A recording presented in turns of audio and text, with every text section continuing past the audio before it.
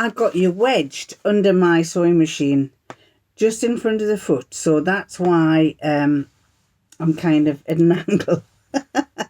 Somebody sent me a card and I've been meaning to tell you about it for the past couple of times and I forgot. So I'll go and get that card. Hang on. And the card I got was this beautiful card of a lighthouse on this coast. And it's called a Nova Scotia Christmas. So some of you who are regular viewers might know which contact that is that's from Nova Scotia.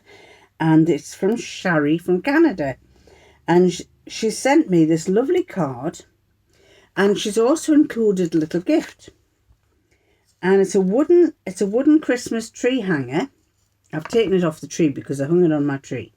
And it says, "This painted quilt ornament I thought would remind you of Canada. The young lady who paints these is quite clever. I thought it might inspire you for your quilt making. Take care. I thought it might inspire you for your quilt making journey. Take care, Sherry." And this is what she's given me. It's a wooden hanger, which you can get from any DIY hobby craft shop. But look at the way the girl has done. She's actually drawn.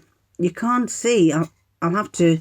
But I'll take this off and show you. That's better. It's varnished on the front, and what she's done is she's drawn this quilting pattern on here, and the red part has been stained. The wood has been stained, and the white part has been painted.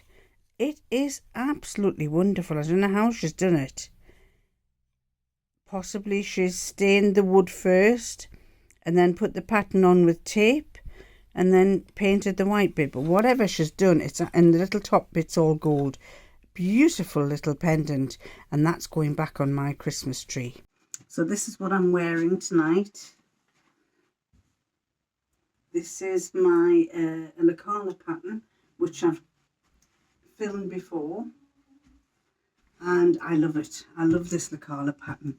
It's got the high neck that a lot of older ladies like to have. It's kind of it curves up, and there's a seam there going down from the neck. I just think it's lovely. So this is me going out for my birthday do, and I'm teaming it up with my Chelsea coat, which has a long, it doesn't fasten, it's not one that fastens, but I sometimes put a brooch here. Sherry, look what I'm wearing.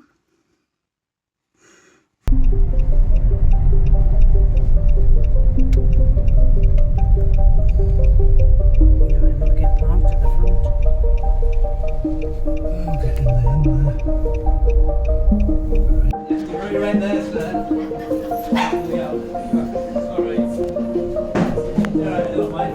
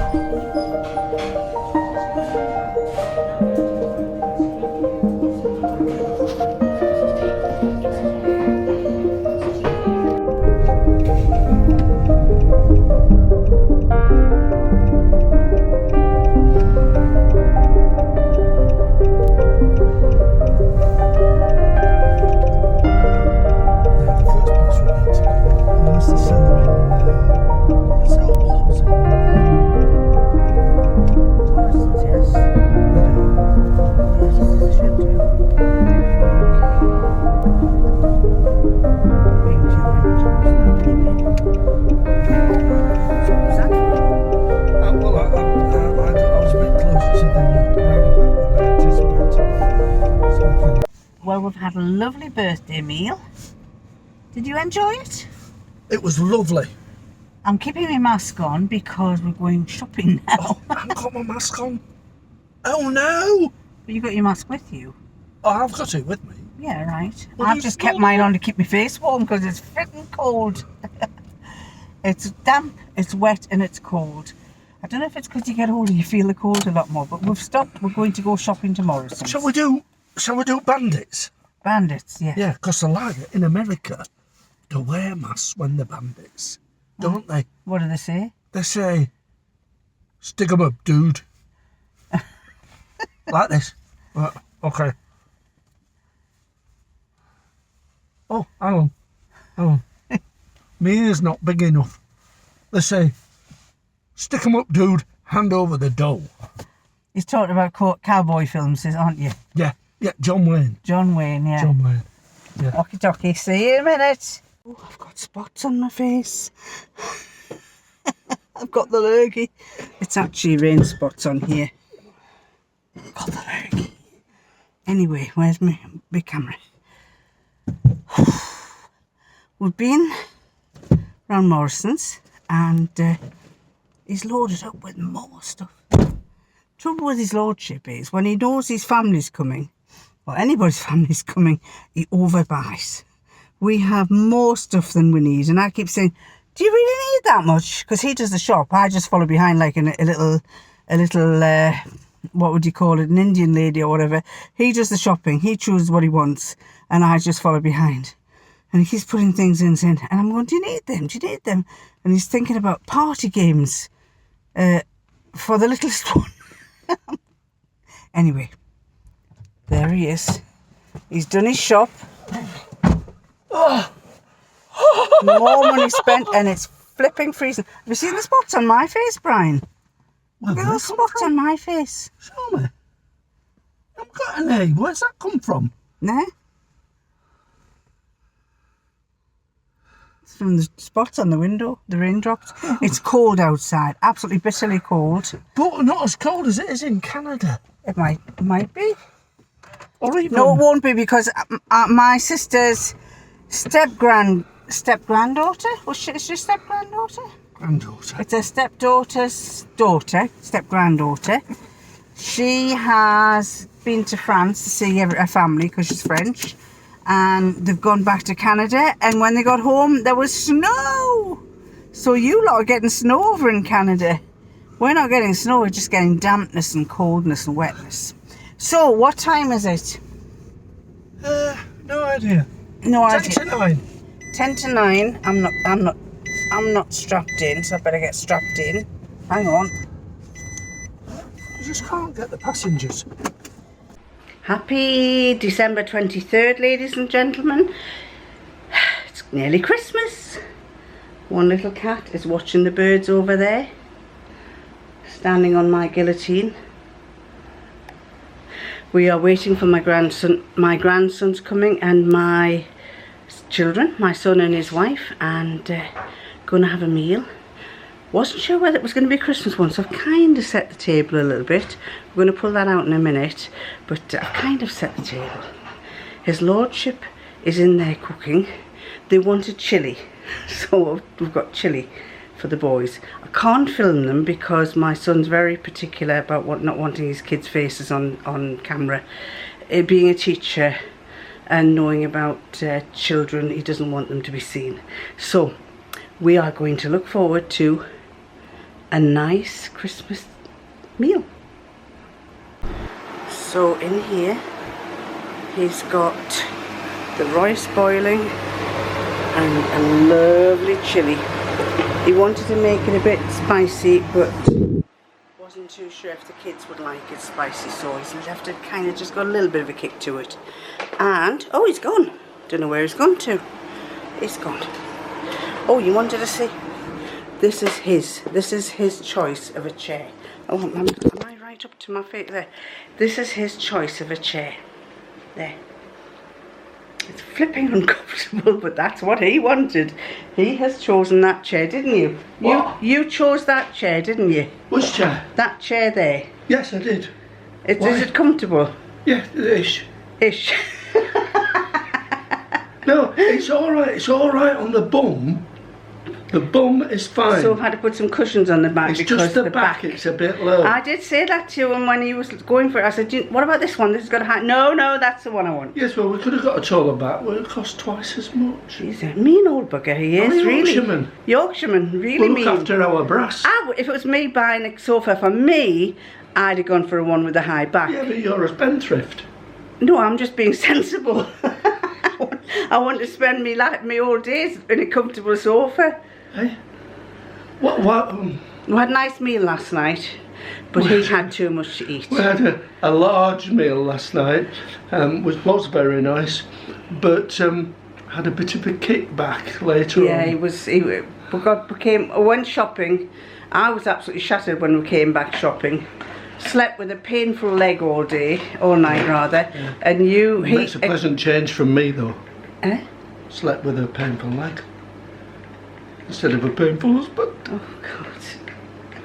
So and then at 10 o'clock I was trying to upload my video, which it didn't get uploaded till this morning, and he said, I'm going to bed, I've eaten too much. What did you have for starters? You had what? I had duck parfait for starters, Right. and then they sort of wrote up this lasagna. Basically, it was an exotic lasagna. And it was very big. But it wasn't that good. Oh, was it not? No, I've made better ones. But it was myself. big, and then you had a stuff pudding in it, and of. it wasn't particularly well put together. And what pudding did you have? Oh, that was good. What was I it? had coconut sorbet, Right. with raspberry sauce. And I started with garlic mushroomy type things. I can't remember what they were. But they had I was interested because they had pumpkin seeds in them. And then I had salmon and new potatoes on a little bed of potatoes, and that was lovely, but there's a bit too much salmon for me, so I left some. And then for pudding I had sticky toffee pudding, which is my favourite. So we're going to let you get on with your life while we get on with ours, while we entertain our children when they come. But he's trying to fix the bathroom. We've got 6 lights in the bathroom and all but one's just gone. So No, they've all gone. they've all gone, even the one that I said was going now. We got some new bulbs. I fitted the new bulbs. They don't work. So I've faffed around. It's not the bulb's fault. It's the circuit. So we're going to be showering by candlelight till he gets it fixed, and he can't do it today because we've got family, and then in the evening it's going to be too dark, so he'll have to do it tomorrow. I'll do it tonight. You'll do it tonight? Yeah, I could just get a light. All right, okay. So then we may have to do a trip to B&Q to get whatever it is that's gone wrong. No, it's either because they light a 12-volt bulb, so there'll be a transformer, and I suspect the transformer's dodgy. Well, we might have to go and get a transformer. We might. Well, there you go. I was right in the first place, but he just, doesn't listen to me. She's always right. When he married me, before he married me, when he first met me, he said, have you got any failings? And I said, what do you mean by failings? And he said, well, do you fart or do you pick your nose? I said, everybody does that. And he said, well, what failings have you got? I said, well, you might call it a failing, but I don't have a failing. Mine is, when I'm right, and when I'm wrong, I'm right. And he married me knowing that.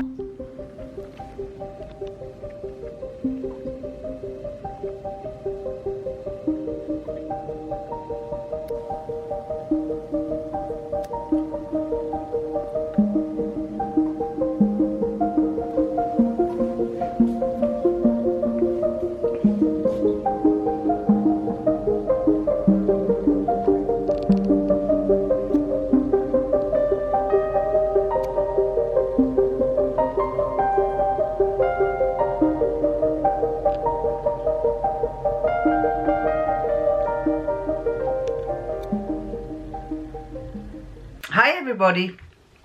Well, it is the 23rd of December, which is a Thursday.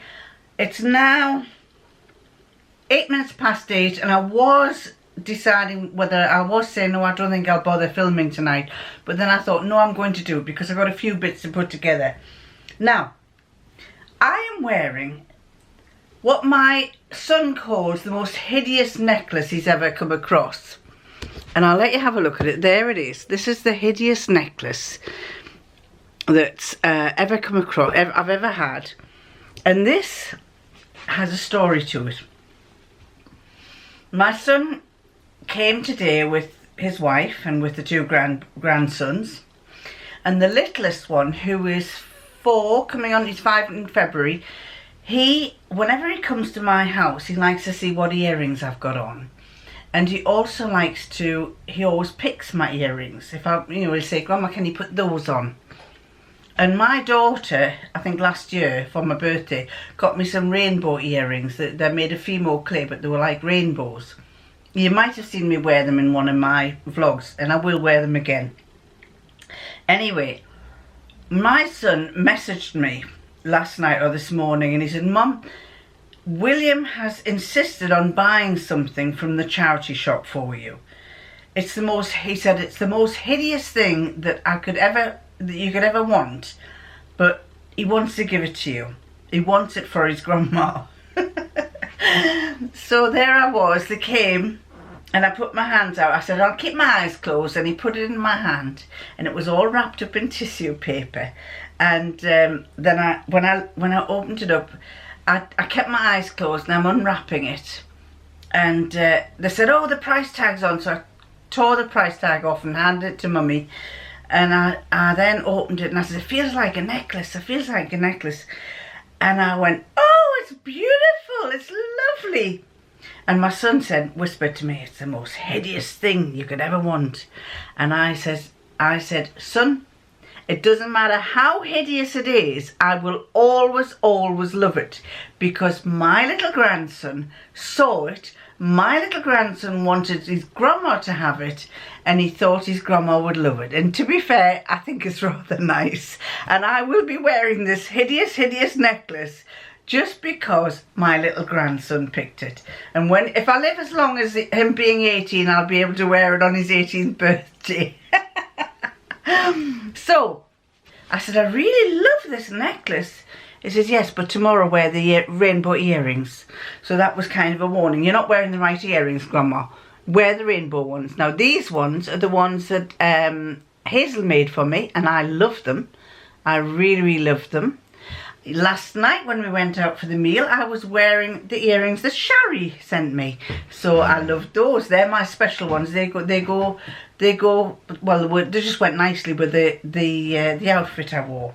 Anyway, let's get on, because if I don't hurry up, you'll never get to see this. So, we're not going to do behind the pink door yet, beyond the pink door. We're going to do Katie in the machine. Is it Katie in the machine? Kylie in the machine. God, my memory's getting terrible. We've got 2 left. The 23rd, and it's a dog. So the 23rd, let's see if I can rip it all out in one go, yes. And what can you see? Red. Red. And we've got 3 red labels. And the red labels say, oh, this is an interesting one. It says, let me see, not for sale. Basically saying, it's specially made and nobody's going to get it. 3 not for sales. So we'll put that in our pouch. In our pouch of labels. And we'll, oh, somebody said, Seaside Mum, and a couple of, somebody else agreed with you, Seaside Mum. I do read your messages, I just haven't got round to answering. But Seaside Mum suggested putting the, this fabric. Do you remember I got this fabric? I think it was that fabric she was talking about. Putting that, using that as a contrast with black. And I thought that's a really good idea. So you never know, you might see me wearing this with a contrast with some black. I do read all your messages. I get some fantastic ones, and sometime when I get a chance to, I will reread them and answer them if I can. Now then, oh no, that's 24th. Ooh, fabric again for the 23rd from Caboodle. Oh no, I can't let you see it because I've got to do a Sherlock.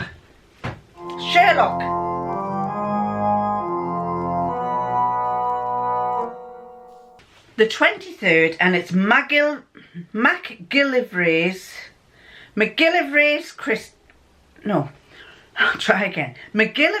chestnuts. Oh, I've got to do a Scottish accent. So, right, you got to wait because you're Scottish. Right, we'll start again. Mr. Holmes, I need your help. The police are after me for murder. A distraught-looking man with greying temples stood in the doorway of 221B Baker Street, his hat and coat covered in snow. Come in and take off your coat. They're going to arrest you for murder, you say. Would you care to explain? Thank you, Mr. Holmes. I've spent most of my life in prison. 30 years ago, I accepted an invitation to visit a former friend called Alistair, with whom I quarrelled over a woman. When I arrived at his house in Stirling, I am Scottish. There was no sign of him, except for a lot of blood and a cut-off finger, lying on the dresser in the hall. Suddenly I heard a loud scream and bang, and was so overcome by fear that I fled the place. My Scottish accent's terrible. I've got a bit of Irish, a bit of something else. I was picked up by the police soon after. Someone must have seen me leave. The body of my friend was never found, but I was sentenced on circumstantial evidence to 30 years in prison for his murder. I suppose you deny the crime, said Holmes. Mr. Holmes, of course I deny it. Not a word is true. After my release, a few weeks ago, I left Scotland intending to spend the rest of my days in a part of the United Kingdom where no one will recognise me, here in London. So last week, I was strolling through the Christmas market at Leicester Square, and who do you think I see? Alistair MacGillivray, the man I was supposed to have murdered. As right as rain, he's aged a lot, but I recognised him immediately, and the little finger on his right hand was missing. There he was, alive and kicking, selling roasted chestnuts. My word, said Holmes. I couldn't help myself, Mr. Holmes. Blind with rage and out of my mind, I lay in to wait for him last night and beat him to death in a dark alley for all those wasted years. And someone saw me do it, Mr. Holmes. As soon as people put two and two together, they know I had a good reason to kill that man, which makes it cold-blooded murder. I just got out of jail for crying out loud. I'm on parole. I know I don't deserve a lenient trial, but I don't want to spend the rest of my life in prison after all I've been through. Well, there's no danger of that, said Holmes. I think I know why. But let's, I think there's a film called, could it be Double Jeopardy? He's already gone to prison for killing him, so if he's killed him then, he can't do it. He can't go to prison again. So there you go. Let's find out what the answer is after we've done the caboodle doodle, which happens to be the last piece of fabric, number 23, the last piece of fabric in the pouch. Now I put the boys' Christmas presents in my Santa pouch, and it filled the whole lot up. What did I give them? Well, Daddy and Mum is getting a house extended, and at the moment it's happening through this winter. And when I went, there was holes in the walls and everything, so they're going to have a very cold winter. So I got a couple of lovely fleecy blankets for them to wrap themselves under. And when they came to my house, Mummy immediately covered herself with my fleecy blanket. So I thought, well, I've done the right thing. I've got them blankets, but I can't remember the one's got a school bag, and they got two jumpers and things. Anyway, what's in here? It's not Christmas fabric, but it's jersey again. Let me show you. It's rather nice. Rainbows. My grandson will like this. Rainbows, because he likes rainbows. Pandas. Jersey fabric. Rainbows sitting on pandas. Look at that. No, not rainbows sitting on pandas. Pandas sitting on rainbows. Pandas sitting on rainbows. I like that. I do like that. That would make a nice top of some sort. So I shall be using that. I don't know how I'm going to do it or what I'm going to do, but I might mix it in with some turquoise or something, or do something with it. It's 1/2 metre again, it's doubled. That's 150 wide, 1/2 metre. Or I could might make my grandson a rainbow t-shirt. Something to do with that. I'll do something with it anyway. So, that's the kitten caboodle one. Not kitten caboodle. That's the caboodle one. One left there, one left for beyond the pink door, one left for this one, and one left of Sherlock. But let's find out what MacLeod's chestnuts. Sorry about my Scottish accent. I should speak better Scottish because I'm right where I come from is the next county down from it. But I'm not very good. I'm not very good at doing Scottish accents. Anyway.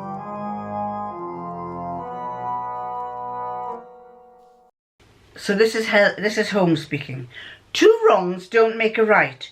What you did last night won't give you back your lost life, and now another man has lost his too. Nothing can compensate you for those stolen years. Even in the venerable mechanisms of our great British judicial... Well, this is a bit of a mouthful. Even in the venerable mechanisms of our great British judicial system, there is no adequate restitution for a life wrongly deprived of freedom. How your own conscience will judge you, I can't say, but no court will try you in this case. If the evidence points to you, you will indeed be arrested. There's no way around that. But you will be set free before long.